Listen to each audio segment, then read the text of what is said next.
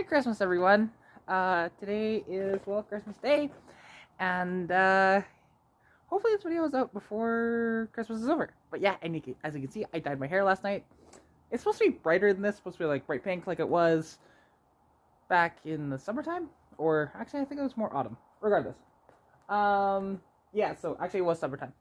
But I'm going to do a video of showing kind of what like a perfect 3 vehicle garage. Even though I don't have a garage. But we're going to use the 3 vehicles here. You know, the T-Bird and the 2 Fox bodies. But first, we're going to start them all up. And I want to take them to a better aesthetic. So let's do that now. So first up is the T-Bird here. Which, admittedly, she needs a bit of a bath. But that's okay. Car wash isn't going to be open today. So that'll be a tomorrow thing, maybe, if they're open tomorrow. So really quick, just 1, 2, 3, 4, 5. There it goes. And this thing has a little bit of a chop to it with its 400.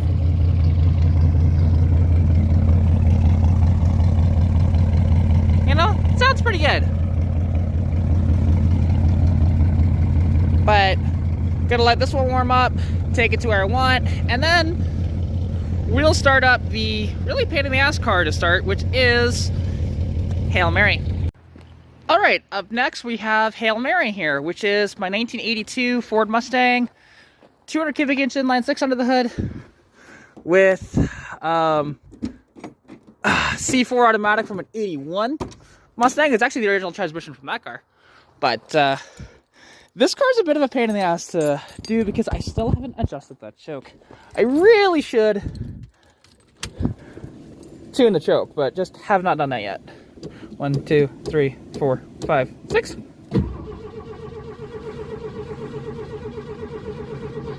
Case in point.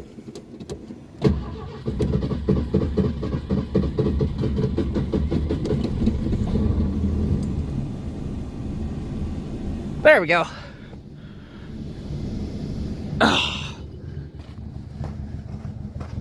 But it's very quiet, this car. You know, like very, very quiet. It's not that loud. It's got a magnifying muffler on it, but it's a non-chambered muffler, so really, it doesn't produce that much noise. Where that thing has dual chambered mufflers, and it sounds way better, and it's much louder. So yeah. All right, and last but not least, we have my 81 Mustang here, which, you know, she's also a 200 inline 6 T5 manual. Admittedly, she's a little bit messy right now, but that's okay. I do need to clean it, but because for a while she was my daily driver, and now the 82 is my daily driver. But very simple, you know. This car cold starts way easier. Just 1, 2, 3, 4. Hang on. 1, 2, 3. There we go. And this thing, like, when it's cold, it chops like this. Like, it just sounds fantastic. And yeah, and that's stock cam too, by the way.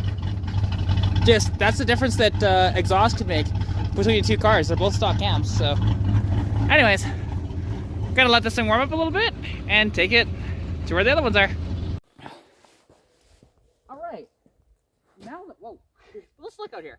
Now that we have all 3 of the vehicles here, let us kind of talk about, well, okay, what is, you know, perfect 3-car garage, right?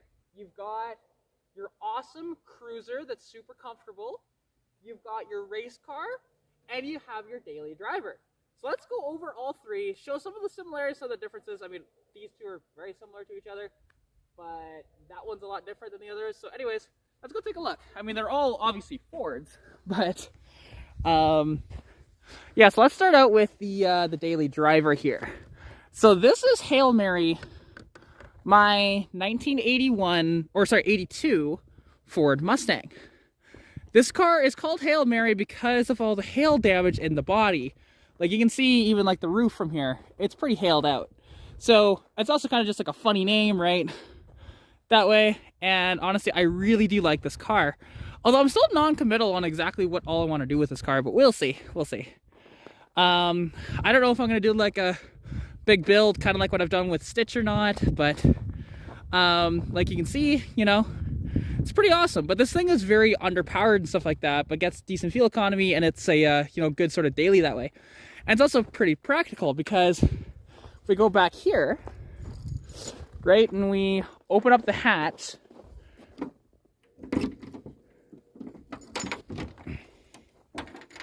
I want the key out of that. There we go. Like, there's plenty of room back here for all your stuff. You know, you want to go grocery shopping or anything like that. You got plenty of room back here. Obviously, this is a daily driver, so it's a little full back here. But if we open up, you know, the inside, and you can see it's actually a pretty nice car overall. This is kind of what you want, right? Like, a nicer version of like your race car is honestly not a bad daily driver. Obviously the seat is a little beat up, but like I said, it's daily driver. It's okay, right? It doesn't need to be that pretty, you know? And it's very comfortable going down the road and everything. You know, this car has the center console that's full in it and everything, and it's got a functional stereo. You know, this is kind of like the perfect sort of like daily driver that way.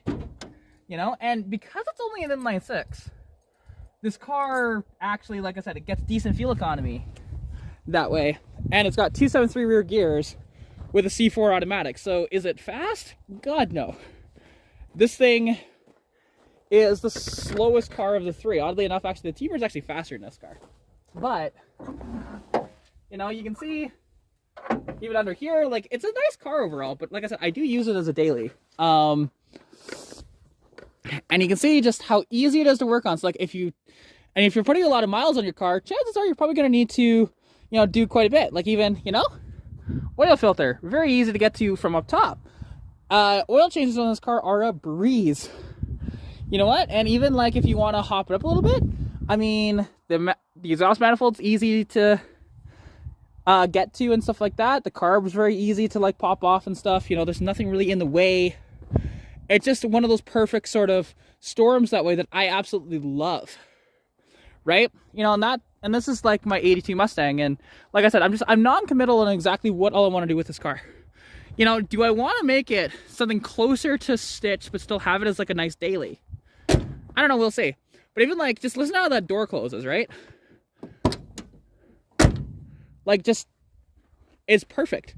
You know, and she's not without flaws, obviously. You can see some of the body and stuff, but like, and when you hear comparatively to Stitch how her door closes, it's a big difference. So yeah, anyways, let's close this all up and I'll show you Stitch that way.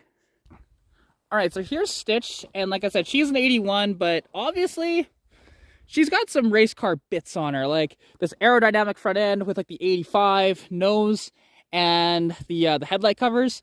But as you can see, you know, the cars are different because this being an 85 or 85 front end, which this hood is off an 85, this front end is also 85, came off of two different cars.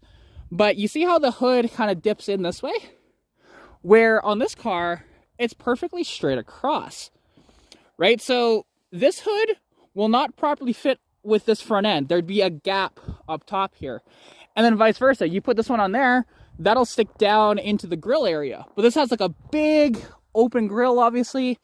Well, this car does not. It's got the small little grill. And then with the aerodynamic touches, it's actually interesting. When I put this front end on, what's actually happening now, because there used to be a little air dam underneath that would stop bugs and stuff like that from flying into the engine bay, but that's not the case anymore. That is gone. So I do want to add something like that back onto it.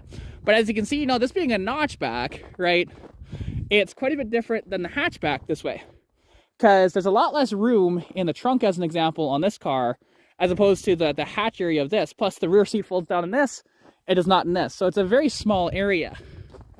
But, and you know, like this car obviously has a dual exhaust. That one only has a single. Little things like that. And this car is a lot lighter. So this car, when it was bone stock, was 2,680 pounds when I had it on the scales. This car, I'm assuming, is closer to like 2,900 pounds because it's got a bunch of extra sound deadening and stuff like that in the car. So, and that stuff weighs quite a bit. But if we open the door here, and you can see, like the seats I have in this one, these hug you a lot better, and they hold you quite a bit better in the turns, right? But I still do have a center console and stuff like that with cup holders, because this was my daily driver for a while, and I still do quite a bit of like road trips and stuff like that in this car.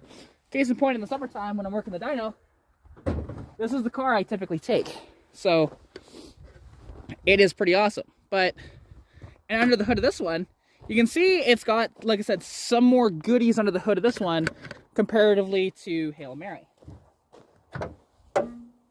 Oh, right, and I forgot, because of this fan shroud, I can't keep the hood up properly. Like, I can't have the hood prop in place. So what I gotta do, hang on. There we go, sorry about that. Yeah, I had to grab the hood prop from the back. But anyways, you can see, like this has the HEI ignition in it, and actually let's do that, there we go. So the HEI ignition instead of the stock Duraspark ignition in this one. It actually did add 9 horsepower to the wheels doing that. And obviously I've got, they both have Optima batteries. This one is a much bigger battery than that one is, but this one has the you know, the big aluminum rad in it. Obviously it has a fan shroud. It's got the aluminum finned valve cover, which actually does help with cooling of the motor, oddly enough, with like the oil and stuff like that. And this one, like, it actually has the starter up high. Well, that car actually, it's mounted down low, so that engine would actually be better to build out as opposed to this one, because small block Ford stuff fits very well on that. So anyways, yeah, no, and like in this car is, the fit and finish isn't like 100% on this car. Obviously I got winter tires on it just because I do drive it outside of summer as well. But you can see like the trunk, it's not very deep, it's not very big, right? You can't fit a lot in here.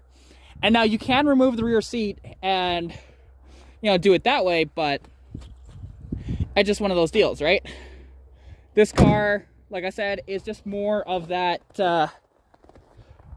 kind of race car vibe, more or less. But now we move on to the big old boat over here, which is the 1978 Ford Thunderbird. Now this car, it's actually not my car. This is a buddy of mine's car that I'm just the caretaker of for the moment. It currently is for sale though, but I haven't really had very many bites on it. But this thing's pretty awesome because like it's got 4-wheel disc brakes and stuff like that, and it's pretty much fully loaded, and you know, like the hideaway headlights and everything. Like this is luxury 100%. This was like the peak of luxury at the time, other than of course like Lincolns and Mercurys, but this was peak luxury for Thunderbirds. And now actually, so this car, even though it has a trunk, it's actually got a huge trunk. So if we go back here and open up the trunk, you know, there's actually quite a bit of space back here. Like, yes, there's, I have some stuff back here, and then also some of the stuff that just came with the car, right? You can see everything, like there's a steering rack, which I got for a buddy of mine. Just need to either deliver it to him or he needs to come out here. Either or, there's obviously oil and stuff like that, but loads of space back here, you know? And it's fantastic for vehicles like this, right? And this thing going down the road, it's just such a pillowy ride. Right, where this car, the ride actually isn't bad, but it's a little bit stiffer because I have subframe connectors underneath this car and stuff like that. Well, that car is also a very soft ride because, again, it's a hatchback, so they're actually a little bit softer with their overall suspension than the notchbacks are actually, because they use the same spring rate out back, but this car has about 150 pounds less weight on the back as opposed to that. So there is that. But let me open up the door here, and it's just such a magnificent car. I've got so many keys in my pocket, just gotta find those keys again. There they are. And then what's interesting is this actually uses the ignition key to open the door. And yes, this car does need a bath. I know that, but it's a little too cold to give it a bath right now. But You can see like the interior is just beautiful. This green, you know, and everything. You know, you got your power locks, your power windows. It is a fantabulous car. And, you know, got cruise control. Everything in here pretty much works, too. That's the brilliant part. But if we look underneath the hood, this is the only one of the three that actually has a V8 in it. So that's why, like, even though that, yes, you'd expect my race car, well, quote-unquote race car, to have a V8 in it. But no, I'm stubbornly keeping the inline 6. But you can see this lovely 460 in here. Sorry, it's 460, no, 400, my bad. I was talking with a buddy earlier about a 400, but as you can see, it's got some little bit of upgrades like this aluminum rad and stuff like that. It is fantastic, and this car has had everything pretty much under here replaced. Even the carburetor's been replaced too. So it is a nice car, and it just drives so beautifully. It is so wonderful. But yeah, honestly, the contrast between these three cars, it's like, for me, symbolizes the perfect 3-car garage. And also the brilliant part, this does have air shocks in the back. You can see the little valve there, and it's got a tow hitch. Theoretically, you could use your weekend sort of car to tow your race car to the track. Not too bad, eh? You know, and just little things like that. And now, like, while I'm behind it here, actually, I'm going to fire this one up. Let it idle for just a tiny bit. And then we'll do the other ones as well.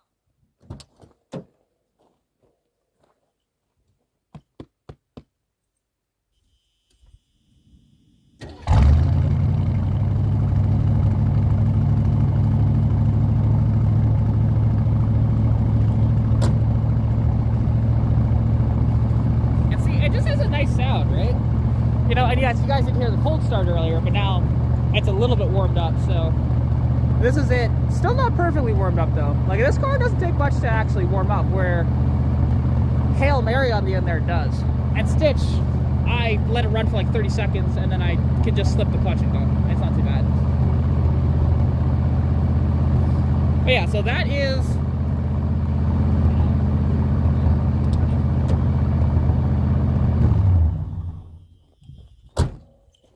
now, let's grab the keys for Stitch here.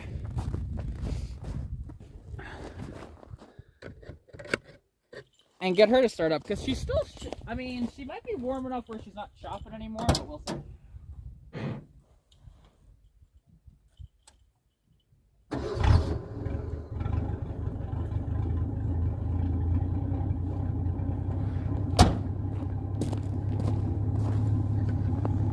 You know, and it's kind of actually quiet, you know, when it's not on the cold idle and stuff like that, but it's pretty nice. But yet when you rev it out, it really does wake up, to be honest, and it can get a little loud actually.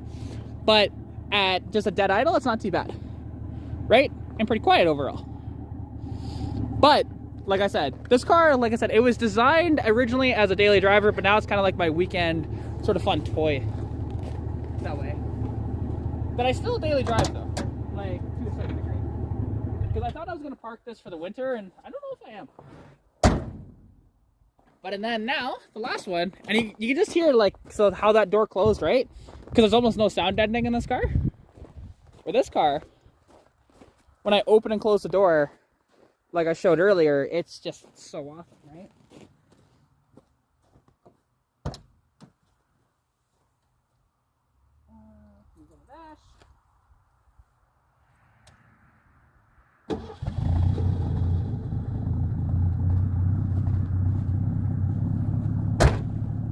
Right? And again, this one's even quieter than Stitch's. But, and again, that one has chambered dual mufflers. This one's just a MagnaFlow single that's non-chambered. So, it's honestly just like a nice sort of dynamic between the three cars that way, right? And then, well, a final send-off here.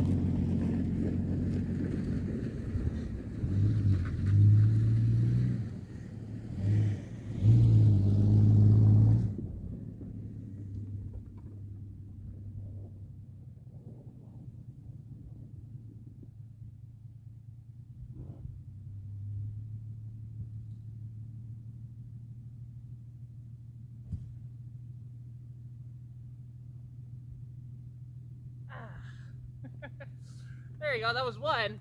Obviously she wasn't quite warmed up yet for that, so that's why that was a little pitiful to start, but I think I got it to slide a little bit. And then I'm actually moving the camera back here a little bit, and I'll jump and stitch, and we'll do it again.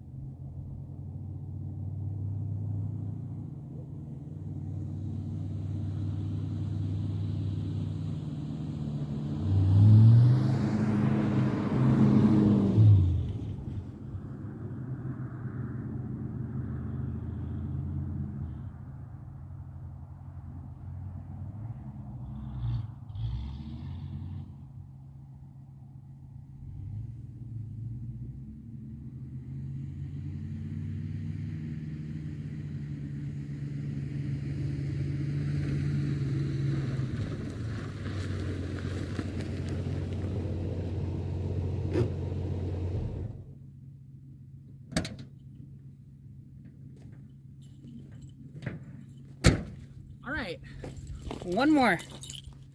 I guess I left the keys in the bird itself. Ah.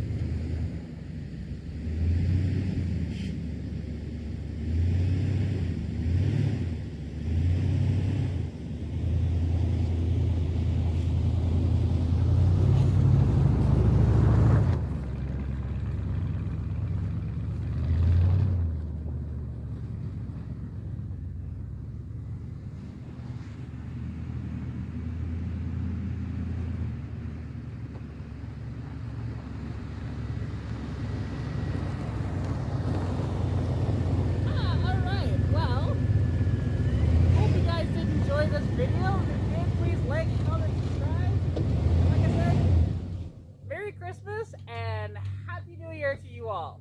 So anyways, take care, and I'll catch you in the next one.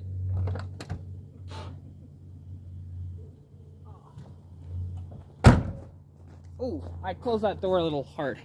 Did not mean to, or didn't mean to. There we go.